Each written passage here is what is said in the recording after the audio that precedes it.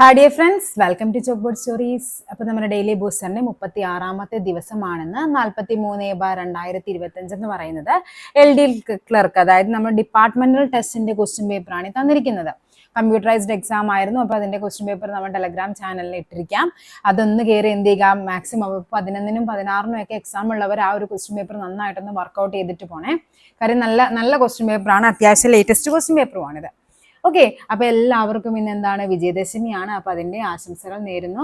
നന്നായിട്ട് വീണ്ടും ഒരു നന്നായിട്ടൊക്കെ ഇപ്പൊ നമ്മൾ പണ്ട് കാലത്തൊക്കെ നമ്മൾ സ്കൂളിൽ ഈ ഒരു ടൈം എന്ന് പറയുന്നത് വീണ്ടും പഠിക്കാനൊക്കെ ആയിട്ടല്ലേ. അപ്പൊ അതേപോലെ തന്നെ നന്നായിട്ട് ഇനിയും വരുന്ന എക്സാമുകൾക്ക് വേണ്ടി നന്നായിട്ട് പ്രിപ്പയർ ചെയ്യാനായിട്ടും നന്നായിട്ട് എക്സാമിന് നല്ല റാങ്ക് ലിസ്റ്റിലൊക്കെ വരാനായിട്ടും നമുക്ക് പ്രാർത്ഥിച്ചുകൊണ്ട് തന്നെ നമുക്ക് ഇന്നത്തെ ദിവസം തുടങ്ങാം. അപ്പൊ നോക്കാം, നമ്മുടെ ഈ ചാപ്റ്ററിലെ ഫസ്റ്റ് ഇംഗ്ലീഷിലാണ് ക്വസ്റ്റ്യൻ വന്നിരിക്കുന്നത് അല്ലേ. നോക്കാം. Choose the correct passive form from the sentence clean the room. Clean the room എന്ന് പറയുന്നത് അതിന്റെ പാസീവ് ഫോം ആണ് നമുക്ക് വേണ്ടത്. അപ്പൊ ക്ലീൻ ദ റൂം എന്ന് പറയുമ്പോൾ ഈ സെന്റൻസിന്റെ പ്രത്യേകത എന്താണ്? ഈ പറയുന്നത് ഒരു ഇമ്പരേറ്റീവ് സെന്റൻസ് ആണ് അല്ലെ, ഒരു കമാൻഡ് ആണ് പറയുന്നത്. ഇമ്പരേറ്റീവ് സെന്റൻസ് ആണ്, അതായത് ഒരു കമാൻഡ് അല്ലെ, ഇമ്പറേറ്റീവ്. അപ്പൊ അതിനെങ്ങനെയാണ് നമ്മൾ അതിന്റെ ഫോം പഠിച്ചിരിക്കുന്നത്? അതായത് ഇമ്പറേറ്റീവ് സെന്റൻസിനെ പാസീവ് ഫോമിലോട്ടാക്കാൻ വേണ്ടി നമ്മൾ റൂള് പഠിച്ചിട്ടുണ്ടല്ലോ. എന്താണ്? ലെറ്റ് ചേർക്കുക, ലെറ്റ് പ്ലസ് ഒബ്ജക്റ്റ്, ഒബ്ജക്റ്റ് എന്താണോ അത് ചേർക്കുക, പ്ലസ് എന്ത് വേണം, ബി വേണം, പ്ലസ് പാസ്റ്റ് പാർട്ടിസിപ്പിൾ ആണ് വേണ്ടത് അല്ലെ, past participle of the verb. ഇവിടെ നോക്കിക്കേ, ലെറ്റ് ഉണ്ട്, ബി ഉണ്ട്. അപ്പൊ നമുക്ക് എന്താണ്, നമുക്ക് ഇതങ്ങ് ബി ഇല്ലാത്തതാണ്, ഇതങ്ങ് കട്ട് ചെയ്ത് കളയാം, ഇതും അങ്ങ് കട്ട് ചെയ്യാം. Let the room B clean, let the room be cleaned, past participle ആണ് വേണ്ടത്. സോ ആൻസർ ഏതാണ് വരേണ്ടത്? ഓപ്ഷൻ ബി ആണ്. Let the room be cleaned എന്നുള്ളതാണ് നമ്മുടെ പാസീവ് വോയിസ് ആയിട്ട് വരേണ്ടത്. അപ്പൊ ഇവിടുത്തെ എങ്ങനെയാണ് അതിന്റെ റൂള് വരേണ്ടത്? ലെറ്റ് വേണം, ഒബ്ജക്റ്റ് വേണം, ബി വേണം, past participle of the verb ആണ് വേണ്ടത്. ഓക്കെ ആണല്ലോ. അപ്പോൾ ഓപ്ഷൻ ഡി ആണ് നമുക്ക് ആൻസർ ആയിട്ട് വരേണ്ടത്. നെക്സ്റ്റ് നോക്കാം. നെക്സ്റ്റ് ഇരിക്കുന്നത് ഐഡന്റിഫൈ ദ കറക്റ്റ് സെന്റൻസ്. ഇതിന്റെ കറക്റ്റ് ഏതാണെന്നുള്ളത് നോക്കാം നമുക്ക്. He didn't see her coming. ഇവിടെ ശരിയായ ആൻസർ എന്ന് പറയുന്ന ഓപ്ഷൻ എ ആണ്. He hasn't saw her come എന്നാണ് പറഞ്ഞിരിക്കുന്നത് അല്ലെ, രണ്ടാമത്തത്. അതായത് ഇവിടുത്തെ ഓക്സിലറി വെർബ് എന്ന് പറയുമ്പോൾ നമുക്കറിയാം ഹാസിൻ്റെ ആണ്. അതായത് അത് എന്താണ്, പ്രസന്റ് പെർഫെക്റ്റിലാണ് തന്നിരിക്കുന്നത്. അപ്പൊ അതിന്റെ ഒപ്പം തന്നെ നമുക്ക് അത് ഫോളോ ആയിട്ട് സോ അല്ല വരേണ്ടത്, സീൻ ആണ് വരേണ്ടത്. ഇത് തെറ്റാണ്. He was scene her came. അത് വായിക്കുമ്പോൾ തന്നെ നമുക്കറിയാം അതും എന്താണ്, ഒരു സെന്റൻസ് എന്ന് പറയുന്നത് സെൻസ് ഇല്ലാത്ത സെന്റൻസ് ആണ്, അതും തെറ്റാണ്. He saw her came. ഇവിടെ എന്താണ് വരേണ്ടത്? ഹി സോ ഹെർ കം എന്നല്ലെങ്കിൽ കമ്മിങ് എന്നൊക്കെ വന്നിരുന്നെങ്കിലും കുഴപ്പമില്ലായിരുന്നു. ഇതും എന്താണ് ഇവിടെ തെറ്റാണ്. ഓക്കെ ആണല്ലോ. നെക്സ്റ്റ് നോക്കാം. Fill in the blanks with correct choice from the option below. Do you mind. Do you mind വരുമ്പോഴേക്കും നമ്മൾ പഠിച്ചിട്ടുണ്ട്, ഡു യു മൈൻഡ് കഴിഞ്ഞാൽ വെർബിന്റെ ING ഫോം ആണ് വേണ്ടത്. അപ്പൊ ഇവിടെ എന്താണ്, ഡു യു മൈൻഡ്. ഇവിടെ ING ഫോം വന്നിരിക്കുന്ന ഒറ്റൊരെണ്ണേ ഉള്ളൂ. അപ്പൊ എന്താണ് ഇവിടെ വരേണ്ടത്? ക്ലോസിംഗ് ആണ് വരേണ്ടത് അല്ലെ. അവിടുത്തെ ജെറൻഡ് ആയിട്ടുള്ള ക്ലോസിംഗ് ആണ്. Do you mind closing the door. നമ്മൾ പഠിച്ചിട്ടുണ്ട് ഫസ്റ്റ് തന്നെ, നമ്മൾ ആദ്യത്തെ ക്ലാസ്സിലാണെന്ന് തോന്നുന്നു, ഒന്നാമത്തെയോ രണ്ടാമത്തെയോ ഡെയിലി ബൂസ്റ്റിലൊക്കെ നമ്മൾ വ്യക്തമായിട്ട് പറയുന്നുണ്ട്. ഡു യു മൈൻഡ് വന്നു കഴിയുമ്പോഴേക്കും എന്താണ് ഇവിടുത്തെ ഫോം എന്ന് പറയുന്നത്? അതെന്ന് പറയുന്ന വെർബിന്റെ ING ഫോം ആയിരിക്കണം. അപ്പൊ do you mind closing the door എന്നാണ് വരേണ്ടത്. നെക്സ്റ്റ് നോക്കാം. Identify the error in the given sentence ആണ് ചോദിച്ചിരിക്കുന്നത് അല്ലെ. Next question, identify the error in the given sentence from the option below. If you have made the cake I would have appreciated. ഇവിടെ നമുക്കറിയാം അല്ലെ, ഇവിടെ എന്താണ്, if close കഴിഞ്ഞിട്ട് ഇവിടെ തന്നിരിക്കുന്നത് എന്താണ്, ഐ വുഡ് ഹാവ് വരുമ്പോൾ വരുന്ന കേസ് എന്താണ് നമ്മൾ പഠിക്കുന്നത്? ഹാഡ് അല്ലെ. ഹാഡ് V3 ആണെങ്കിൽ നമ്മൾ എന്താണ് പഠിച്ചിരിക്കുന്നത്? അതിൽ വരുമ്പോഴേക്കും മെയിൻ ക്ലോസ് വരുമ്പോഴേക്കും വുഡ് ഹാവ് V3 ആണ് വരേണ്ടത്. ഇവിടെ വുഡ് ഹാവ് V3 ഉണ്ട്, വുഡ് ഹാവ് അപ്രീഷിയേറ്റഡ്. അപ്പൊ ഇവിടെ എന്താണ് വരേണ്ടത്? ഹാഡ് V3 ആണ്. ഇവിടെ ഹാവ് മെയ്ഡാ പറഞ്ഞിരിക്കുന്നത്, ഹാവ് അല്ല അവിടെ വരേണ്ടത്. അവിടുത്തെ ആൻസർ എന്ന് പറയുന്നത് ഏതാണ്? ഹാഡ് ആയിരിക്കണം. ഓക്കെ, ഇഫ് യു ഹാവ് അല്ല വരേണ്ടത്, ഹാഡ് V3, ഹാഡ് മെയ്ഡ്. അപ്പൊ ഇവിടെ എന്താ, if you had made the cake I would have appreciated എന്നാണ് വരേണ്ടത്. അപ്പൊ ഇവിടുത്തെ തെറ്റ് ഏതാണെന്നാ ചോദിച്ചിരിക്കുന്നത്. തെറ്റ് ഏതാണ്? ഓപ്ഷൻ എ ആണ് ഇവിടെ തെറ്റായിട്ട് വരേണ്ടത്. ഓക്കെ ആണല്ലോ. നെക്സ്റ്റ് നോക്കാം. നെക്സ്റ്റ് എന്താണ് പറഞ്ഞിരിക്കുന്നത്? Knuckle head is A slang four. എന്താണ് നക്കിൾ ഹെഡ് എന്ന് പറയുന്നത്? അത് എന്തിൻ്റെയാണെന്നാണ് പറഞ്ഞിരിക്കുന്നത്. അതെന്ന് പറയുന്നത് ശരിക്കും covered, shy person, foolish person, എന്താണ് ക്രൂക്കഡ് വൺ എന്ന് പറയുമ്പോൾ ഏതാണ് ആൻസർ ആയിട്ട് വരേണ്ടത്? ഫൂളിഷ് പേഴ്സന്റെ ആണ് നമ്മൾ എന്ത് പറയുന്നത്? ഫൂളിഷ് പേഴ്സൺ, അവരുടെയാണ് ശരിക്കും നക്കിൾ ഹെഡ് എന്ന് പറയുന്നത്. ഓക്കെ, അവരുടെ സ്ലാങ്ങിനെയാണ് നമ്മൾ നക്കിൾ ഹെഡ് എന്ന് പറയുന്നത് കേട്ടോ. അതായത് ആ ഒരു സ്റ്റുപ്പിഡ് ആയിട്ടുള്ള അങ്ങനെയുള്ള ആൾക്കാരെ പറയുന്ന പേരാണ് നക്കിൾ ഹെഡ്. നമ്മൾ മരത്തലയും പൊട്ടത്തലയും എന്നൊക്കെ പറയുന്നത് സെയിം, അങ്ങനെ ഓർത്ത് വെച്ചാൽ മതി. ഫൂളിഷ് പേഴ്സൺ ആണ്. നെക്സ്റ്റ് നോക്കാം. Complete the sentence using any one of the suitable option given below. എന്താണ്? Yesterday I felt very tired as. ഇവിടെ തന്നിരിക്കുന്നത് എന്താ? I was feeling a bit under the weather. പിന്നെ എന്താണ്? I turned a blind eye, beating around the bush, I have got in the bag. ഇവിടെ എന്താണ് same പറഞ്ഞിരിക്കുന്നത്? ഇതെല്ലാം തന്നിരിക്കുന്നത് ഓരോരോ ഇഡിയംസ് ആണ് തന്നിരിക്കുന്നത് അല്ലെ. I was feeling a bit under the whether എന്ന് പറയുമ്പോൾ എന്താണ്? നമുക്ക് അതും ഒരു ഇഡിയമാണ് അല്ലെ. എന്താ പറഞ്ഞിരിക്കുന്നത്? നമ്മൾ അൺവെൽ ആണ്, സിക്ക് ആണെന്നുള്ള മീനിങ് ആണ്. അപ്പൊ എന്താണ്? Yesterday I fell very tired as I was feeling a bit under the weather. ഇതാണ് ആൻസർ ആയിട്ട് വരേണ്ടത്. I turn the blind eye എന്ന് പറയുമ്പോൾ എന്താണ്? ശരിക്കും നമ്മൾ എന്തെങ്കിലും ഇഗ്നോർ ചെയ്യുക, കണ്ണടച്ച് കളയുക, ആ ഒരു മീനിങ് ആണ്. Beating around the Bush, beating around the Bush എന്ന് പറയുന്നതും ഒരു ഇഡിയമാണ്, നമ്മൾ പഠിച്ചിട്ടുണ്ട്. അതായത് ഒരു ഇറലവന്റ് ആയിട്ടുള്ള കാര്യങ്ങളെ പറയുന്നതിനേക്ക് ആ ബീറ്റിംഗ് അറൌണ്ട് ദ ബുഷ് എന്ന് പറയുന്നത്. I have got in the bag എന്ന് പറയുമ്പോൾ എന്താണ്? അതും ഒരു ഇഡിയമാണ്. അതും എന്താണ്? നമുക്ക് ഈ ഒരു പറയുന്ന ഈ ടയേർഡ് ആയിട്ടുള്ള കാര്യത്തിന് വരുന്നതല്ല അത്. ഓക്കെ, അതായത് എന്താണ്? സക്സസുമായിട്ട് ബന്ധപ്പെട്ട I have got it in the bag, എനിക്കത് എൻ്റെ കയ്യിൽ കിട്ടി എന്നുള്ള മീനിങ് ആണ്. അതും എന്താണ്? ഒരു സക്സസുമായിട്ട് ബന്ധപ്പെട്ടതാണ്. അപ്പൊ ഇവിടെയും എന്താണ്? ഈ ടയേർഡുമായിട്ട് ബന്ധപ്പെട്ടതല്ല ഇത് മൂന്നും. ഇവിടെ എന്താണ്? I was feeling a bit under the whether എന്ന് പറയുമ്പോഴേക്കും മീനിങ് എന്ന് പറയുന്നത് എന്താണ്? ഈ പറയുന്ന ആ ഒരു വയ്യാത്ത ആ ഒരു അവസ്ഥയാണ്. ബീറ്റിംഗ് അറൌണ്ട് ദ ബുഷ് എന്തായിരുന്നു? അതും നമ്മൾ പറയുന്നത് എന്താണ്? നമ്മൾ ആ ഒരു പോയിന്റ്, അതായത് നമുക്ക് എന്താണോ വേണ്ട അതില്ലാണ്ട് നമ്മൾ അതിന്റെ ചുറ്റും കിടന്ന് കളിക്കത്തില്ല, അതിനെയാണ് നമ്മൾ ബീറ്റിംഗ് അറൌണ്ട് ദ ബുഷ് എന്ന് പറയുന്നത്. നെക്സ്റ്റ് നോക്കാം. Complete the sentence by choosing the appropriate one form the abbreviations given below. Abbreviation ആണ് തന്നിരിക്കുന്നത്. എന്താണ് പറയുന്നത് നോക്കിക്കേ. ഇവിടെ I had a dash when the crowd at the fair increases. നോക്കിക്കേ, ഐ ഹാഡ് എ എന്താണ് ഇവിടെ പറയുന്ന ഫോമോയാണ്. ഫോമോ എന്ന് പറയുന്ന ഫിയർ ഓഫ് മിസ്സിംഗ് ഔട്ട് ആണ്. അതായത് പെട്ടെന്ന് ഒരു ആങ്സൈറ്റി, നമ്മൾ എന്താണ്? I had a FOMO when the crowd at the fair increases. ആ അതില് ക്രൗഡ് കൂടുന്നതനുസരിച്ച്, തിരക്ക് കൂടുന്നതനുസരിച്ച് എനിക്ക് എന്താണ്? ഫോമോ മീൻസ് ഇത്രയേ ഉള്ളൂ, ഫിയർ ഓഫ് മിസ്സിംഗ് ഔട്ട് ആണ്. നെക്സ്റ്റ് നോക്കാം. Identify the error in the given sentence from the following option. She was complimented on her success at the intercollegiate quiz festival held yesterday at the college auditorium. എന്താണ് ഇവിടെ വരേണ്ടത്? On complimented held auditorium. ഇവിടെ ഏതാണ് തെറ്റെന്നാണ് ചോദിച്ചിരിക്കുന്നത്. ഏതാണ് ഇവിടുത്തെ തെറ്റ്? ഇവിടുത്തെ തെറ്റെന്ന് പറയുന്നത് ശരിക്കും ഓപ്ഷൻ ബി ആണ്. ഇവിടെ ഏതാണ്? കോംപ്ലിമെന്റഡ് എന്ന് പറയുമ്പോൾ സ്പെല്ലിങ്ങിലാണ് ഇവിടുത്തെ തെറ്റ് വരേണ്ടത്. ഐ ആണ് വരേണ്ടത്, കോംപ്ലിമെന്റഡ്. ഓക്കെ, ബാക്കിയെല്ലാം ശരിയാണ് ഇവിടെ. അപ്പൊ കോംപ്ലിമെന്റഡ് ഐ ആണ് ഇവിടുത്തെ സ്പെല്ലിംഗ് മിസ്റ്റേക്ക്. അതാണ് ഇവിടുത്തെ കംപ്ലീറ്റ് എറർ ആയിട്ട് വരേണ്ടത്. നെക്സ്റ്റ് നോക്കാം. Fill in the blank using the correct phrasal verb given as options. She decided to dash the topic in the next meeting. എന്താണ്? She decided, അവൾ തീരുമാനിച്ചു. എന്തിനു വേണ്ടി അവൾ തീരുമാനിക്കുന്നത്? ഏതായിരിക്കും ഇവിടുത്തെ ആൻസർ ആയിട്ട് വരേണ്ടത്? bring up, pass out, get along, run into. അപ്പൊ ഇവിടുത്തെ ആൻസർ ഏതാണ് വരേണ്ടത്? ബ്രിങ് അപ്പ് ആണ് അല്ലെ. ബ്രിങ് അപ്പ് എന്ന് പറഞ്ഞാൽ എനിക്ക് എന്താ? She decided to bring up the topic in the next meeting. അവിടെ കൊണ്ടുവരാനായിട്ട് അവൾ തീരുമാനിച്ചു എന്നുള്ളതാണ്. അപ്പൊ ബാക്കിയുള്ളതൊക്കെ എന്താണ് വരേണ്ടത് നോക്കിക്കേ അല്ലെ. എന്താ നോക്കിക്കേ, അതായത് പുതിയൊരു കാര്യം ഇൻട്രൊഡ്യൂസ് ചെയ്യുക, to mention or introduce a subject for discussion, അതിനെയാണ് നമ്മൾ ബ്രിങ് അപ്പ് എന്ന് പറയുന്നത്. പാസ് ഔട്ട് വരുമ്പോൾ എന്താണ്? പാസ് ഔട്ട് എന്ന് പറഞ്ഞാൽ ഒന്നെങ്കിൽ നമുക്ക് ടു ഫൈൻഡ് അത് വരാം, പാസ് ഔട്ട്. അല്ലെങ്കിൽ എന്താണ്? ടു ഡിസ്ട്രിബ്യൂട്ട് സംതിങ്, അതും വരാം കേട്ടോ. ടു ഡിസ്ട്രിബ്യൂട്ട് സംതിങ്, ഇപ്പൊ പറയാം the teacher passed out the questions papers, teacher distribute ചെയ്തു എന്നുള്ളതാണ്. ഡിസ്ട്രിബ്യൂട്ട്, അതും വരാം കേട്ടോ, ഡിസ്ട്രിബ്യൂട്ട്. ഇനി ഗെറ്റ് അലോങ് ആണെങ്കിലോ, ഗെറ്റ് അലോങ് എന്ന് പറയുന്നത് എന്താണ്? To have a friendly or good relationship someone, നമ്മൾ ആരോടെങ്കിലും നല്ലൊരു ഫ്രണ്ട്ലി റിലേഷൻഷിപ്പ് മെയിൻറ്റെയിൻ ചെയ്യുന്നതിനാണ് ഗെറ്റ് അലോങ് പറയുന്നത്. നെക്സ്റ്റ് റൺ ഇൻ ടു എന്ന് പറയുമ്പോൾ എന്താണ്? To meet someone unexpectedly, നമ്മൾ ഒട്ടും പ്രതീക്ഷിക്കാതെ അല്ലെങ്കിൽ ബൈ ചാൻസിൽ നമ്മൾ ആരെങ്കിലും കാണില്ലേ, അതിനെയാണ് നമ്മൾ റൺ ഇൻ ടു പറയുന്നത്. ഓക്കെ ആണല്ലോ. നെക്സ്റ്റ് നോക്കാം.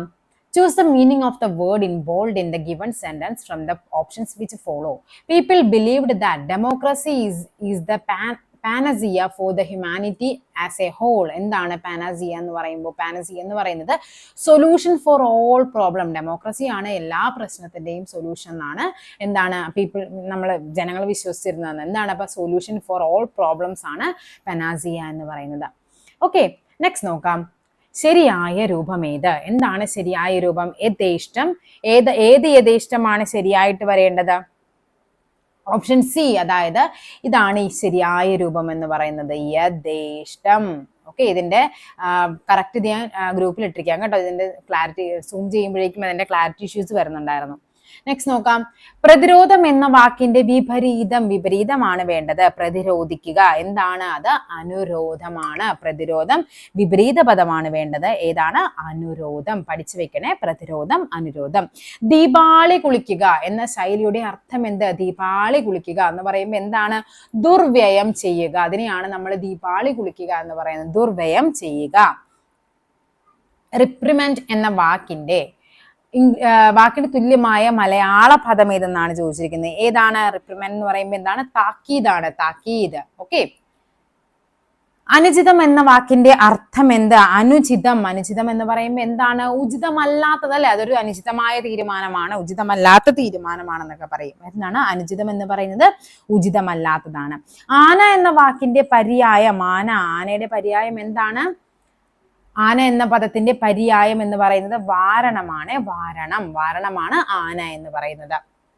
മേദിനി എന്ന വാക്കിന്റെ അർത്ഥം എന്ത്? മേദിനി എന്താണ്? ഭൂമിയാണ്. മേദിനി ഭൂമിയാണ്. താഴെ കൊടുത്തവയിൽ ശരിയായ വാക്യം ഏത്? ശരിയായ വാക്യമാണ് ചോദിച്ചിരിക്കുന്നത്. നാം കഴിക്കുന്ന ആഹാരത്തിൽ മറ്റു വിഷാംശങ്ങൾ കലരാതെ സൂക്ഷിക്കണം. നാം കഴിക്കുന്ന ആഹാരത്തിൽ വിഷാംശം ഒന്ന് മതി അല്ലെ? നാം കഴിക്കുന്ന ആഹാരം മറ്റു വിഷാംശങ്ങൾ, അതെവിടെയും തെറ്റാണ്. നാം കഴിക്കുന്ന ആഹാരത്തിൽ എന്താണ്? വിഷാംശങ്ങൾ കലരാതെ സൂക്ഷിക്കണം, അത് ഓക്കെയാണ് അല്ലെ? നാം കഴിക്കുന്ന ആഹാരത്തിൽ വിഷാംശം കലരാതെ നാം സൂക്ഷിക്കണം. 2 വട്ടവും ഒരേ കാര്യം നമ്മൾ റിപ്പീറ്റ് ചെയ്യേണ്ട ആവശ്യമില്ല. ഓപ്ഷൻ സി ആണ് ആൻസർ ആയിട്ട് വരേണ്ടത്. വിദ്യുത് ശക്തി എന്നത് പിരിച്ചെഴുതുമ്പോൾ നമ്മൾ ഒത്തിരി തവണ പഠിച്ചിട്ടുണ്ട്. എന്താണ്? വിദ്യുത് പ്ലസ് ശക്തിയാണ് വിദ്യുത് ശക്തി എന്ന് പറയുന്നത്. പ്രതിദിനം എന്ന സമാസ രൂപത്തിന്റെ വിഗ്രഹാർത്ഥം, പ്രതിദിനം എന്ന് പറയുമ്പോൾ എന്താണ്? പ്രതിദിനം, അതായത് ദിനം തോറും, എല്ലാ ദിവസവും ദിനം തോറും, അതിനെയാണ് നമ്മൾ പ്രതിദിനം എന്ന് പറയുന്നത്. ഓക്കെ ആണല്ലോ. ഇനി നമ്മുടെ നെക്സ്റ്റ് മാത്സ് ആണ് വരേണ്ടത്. എന്താണ് ഫസ്റ്റ് ക്വസ്റ്റ്യൻ നോക്കിക്കേ. ഒരു AP-യുടെ 21ാമത്തെ പദം അതിന്റെ 7ാമത്തെ പദത്തിന്റെ 3 ഇരട്ടിയാണ്. 9ാമത്തെ പദം 18 ആണെങ്കിൽ 64ാമത്തെ പദം എത്രയെന്നാണ് നമ്മളോട് ചോദിച്ചിരിക്കുന്നത്. ഓക്കെ ആണല്ലോ. ഇവിടെ തന്നിരിക്കുന്ന കണ്ടീഷൻസ് ഒക്കെ നമുക്ക് ആദ്യം എഴുതി വെക്കാം. 21ാമത്തെ പദം, 21 എന്ന് പറയുമ്പോൾ എന്താണ്? AP-യുടെ 21ാം പദം അല്ലെ? A21 എന്ന് പറയുന്നത് അതിന്റെ എന്താ പറഞ്ഞിരിക്കുന്നത്? 7ാമത്തെ പദത്തിന്റെ 3 ഇരട്ടിയാണ്. ഇതാണ് പറഞ്ഞിരിക്കുന്നത്. 21ാമത്തെ പദം 7ാമത്തെ പദത്തിന്റെ 3 ഇരട്ടിയാണ്. ഇവിടെ നമുക്കറിയാം ഒരു nth ടേം ആണ് എങ്കിൽ നമ്മൾ എങ്ങനെയാണ് ജനറലൈസ് ചെയ്ത് എഴുതുന്നത്? A + n - 1 × d. ഇതാണ് അതിന്റെ ജനറൽ ഫോം എന്ന് പറയുന്നത്. അങ്ങനെയാണെങ്കിൽ A21 നമുക്ക് എങ്ങനെ എഴുതാനായിട്ട് പറ്റും? A + 20d എന്ന് നമുക്ക് എഴുതാൻ പറ്റും. 7ാം പദം A7 എന്ന് പറയുന്നത് എങ്ങനെ എഴുതാൻ പറ്റും? A + 6d എന്ന് എഴുതാൻ പറ്റും. പിന്നെ പറഞ്ഞിരിക്കുന്നത് എന്താണ്? 9ാമത്തെ പദം 18. അപ്പൊ A9 നമുക്ക് എങ്ങനെ എഴുതാം? A + 8d എന്ന് എഴുതാം. പിന്നെ എന്താണ്? 64ാമത്തെ പദം എത്ര?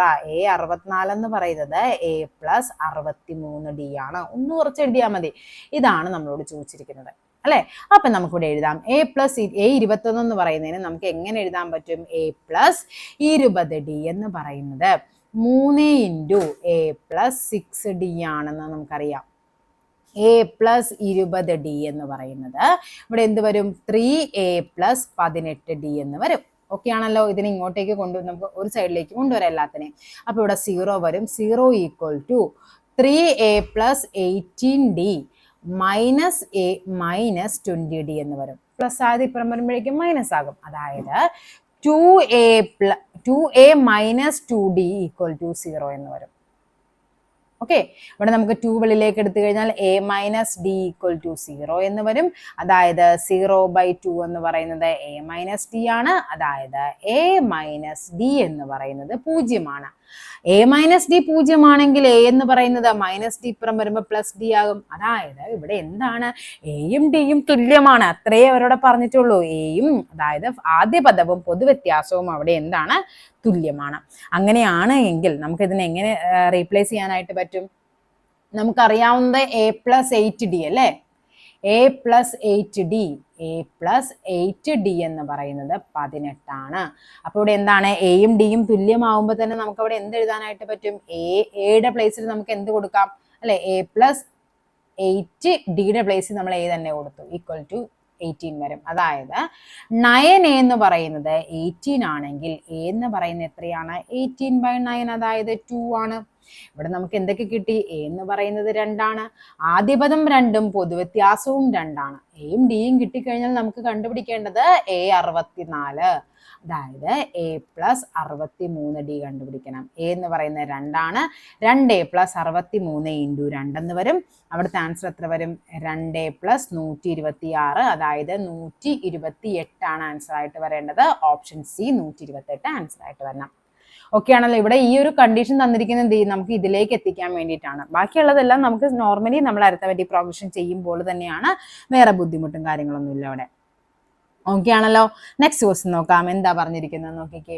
In some coding language mobile is coded as QoS-FMPI, then how is phone coded? അതായത് മൊബൈൽ തന്നിട്ടുണ്ട് കോഡ് എന്താന്നുള്ളത്. അങ്ങനെയാണെങ്കിൽ ഇത് ഈ പറയുന്ന എന്താണ് നമ്മുടെ ഫോണിനെ എങ്ങനെ നമുക്ക് കോഡ് ചെയ്യാന്നാണ് ചോദിച്ചിരിക്കുന്നത്.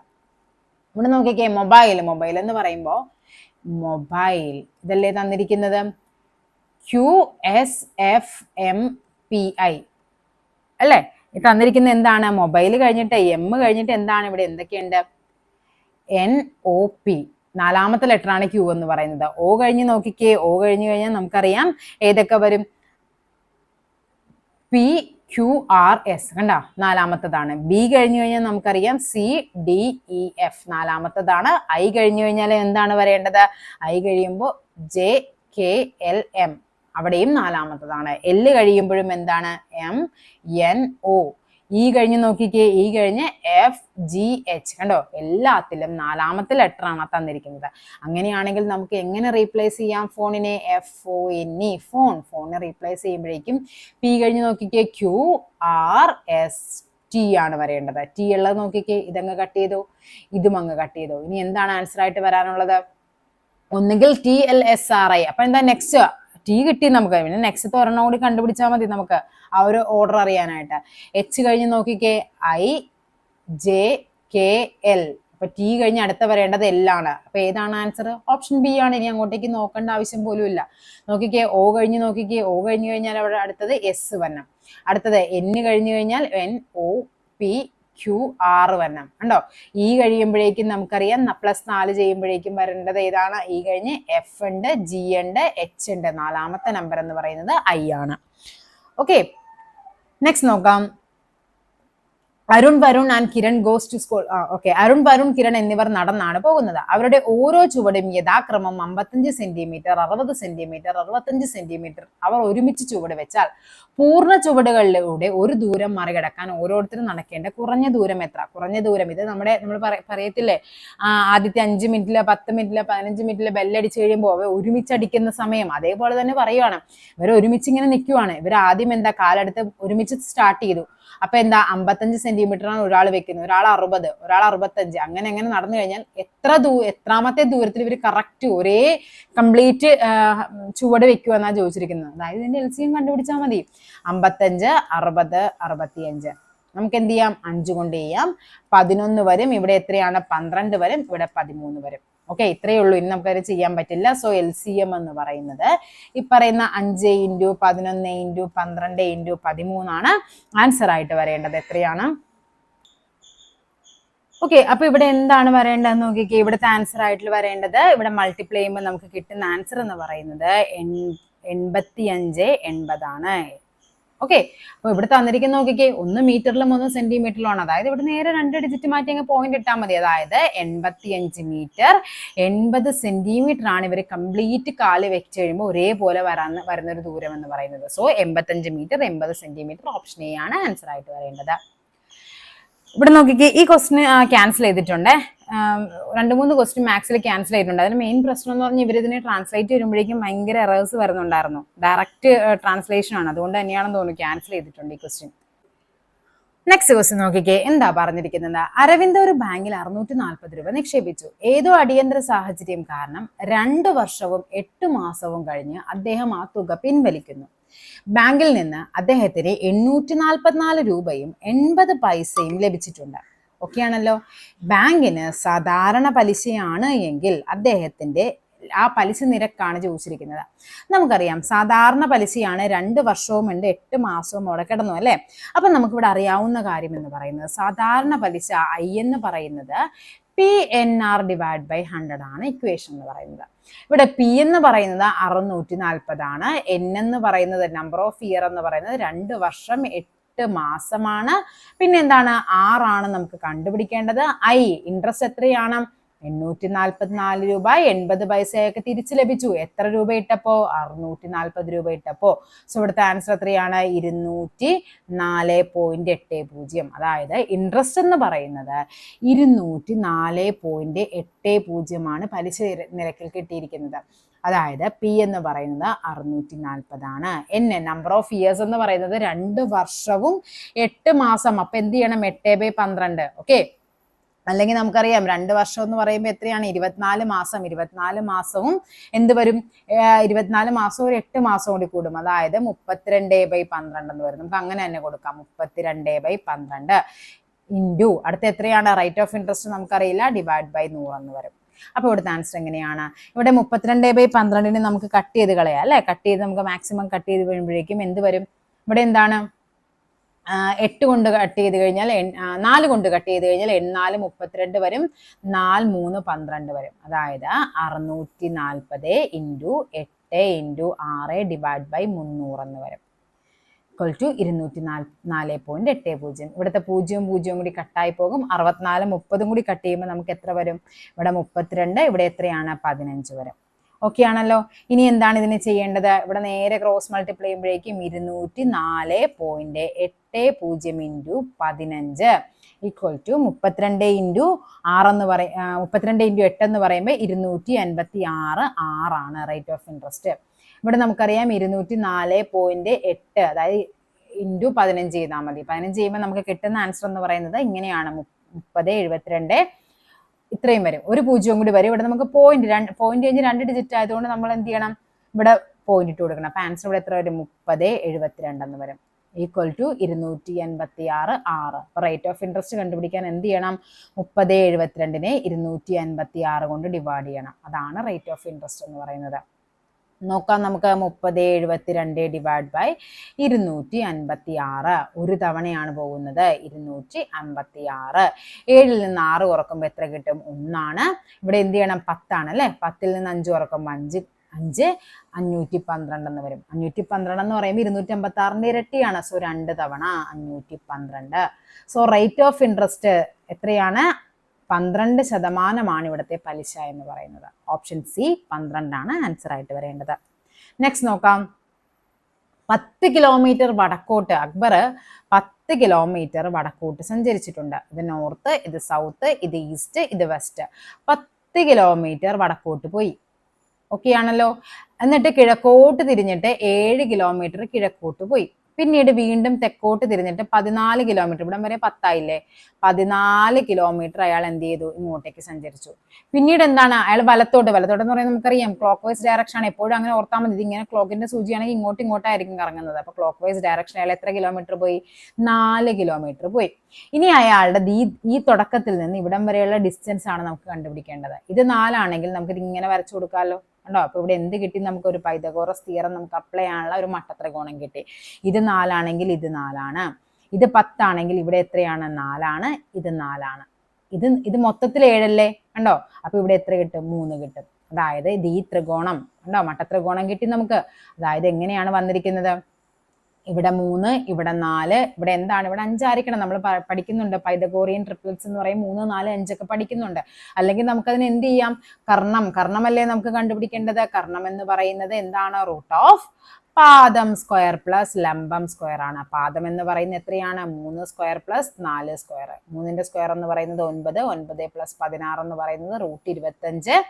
ആൻസർ എത്രയാണ്, 5. സോ ഇപ്പോൾ അയാൾ തുടങ്ങിയെടുത്തത് ഇപ്പോഴത്തെ ദൂരം എന്ന് പറയുന്നത് 5 കിലോമീറ്റർ. ഓപ്ഷൻ സി ആണ് ആൻസർ ആയിട്ട് വരേണ്ടത്.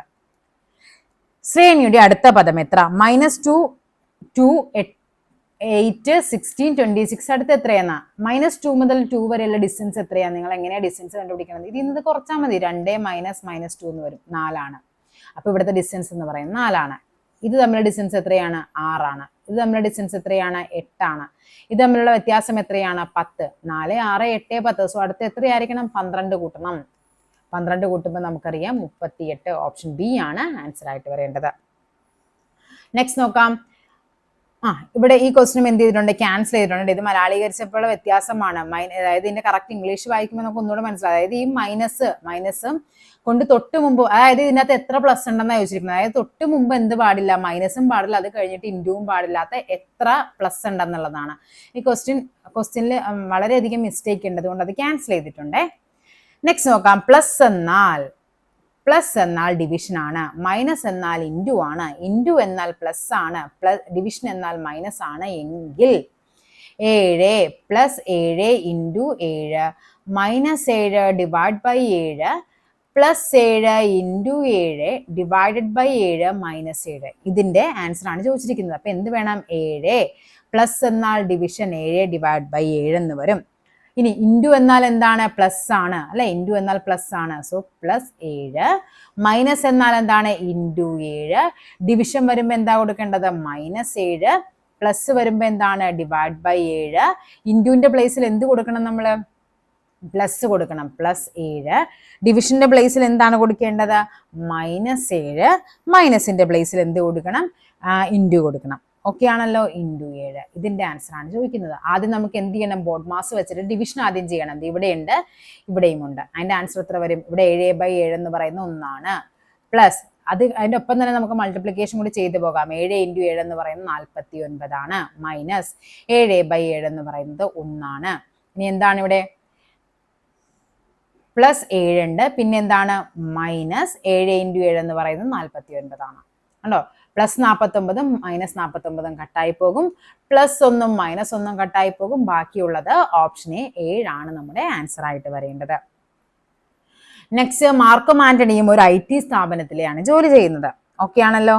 ഇനി എന്താ പറഞ്ഞിരിക്കുന്നത്?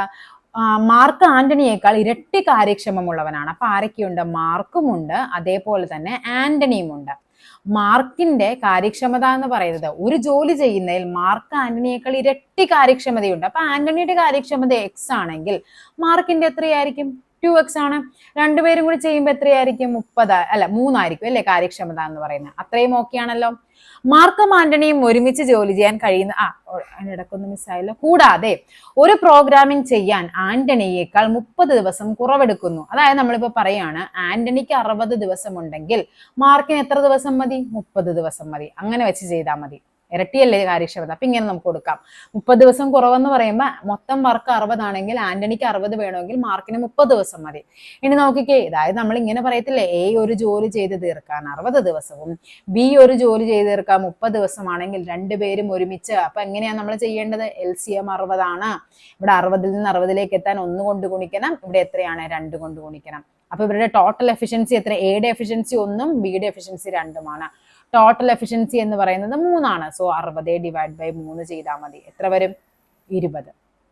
സോ രണ്ടുപേരും കൂടി ആ ജോലി ചെയ്ത് തീർക്കാൻ അവർക്ക് എത്ര മതി? 20 ദിവസം മതി ആ ജോലി ചെയ്ത് തീർക്കാനായിട്ട്. ഓപ്ഷൻ ഡി ആണ് ആൻസർ ആയിട്ട് വരേണ്ടത്. ഓക്കെ ആണല്ലോ? ഇത്രയുമാണ് നമ്മുടെ ഇന്നത്തെ ക്വസ്റ്റ്യൻ പേപ്പർ. ഇനി കുറച്ചധികം ഈ കമ്പ്യൂട്ടറൈസ്ഡ് ക്വസ്റ്റ്യൻ പേപ്പർ കിട്ടിയിട്ടുണ്ട്. നമുക്ക് ഏറ്റവും ലേറ്റസ്റ്റ് ആയിട്ടുള്ള നമുക്ക് ചെയ്ത് നോക്കാം. കാര്യം വരുന്ന എക്സാമുകൾക്ക് നമുക്ക് എന്തായാലും അത് ഉപകാരപ്പെടും. അപ്പൊ നമ്മുടെ SCERT ക്ലാസ്സുകളും മോക്ക് ടെസ്റ്റും അതേപോലെ തന്നെ ഡെയിലി ബൂസ്റ്റർ ഒക്കെ ആയിട്ട് നമുക്ക് വീണ്ടും കാണാം. താങ്ക്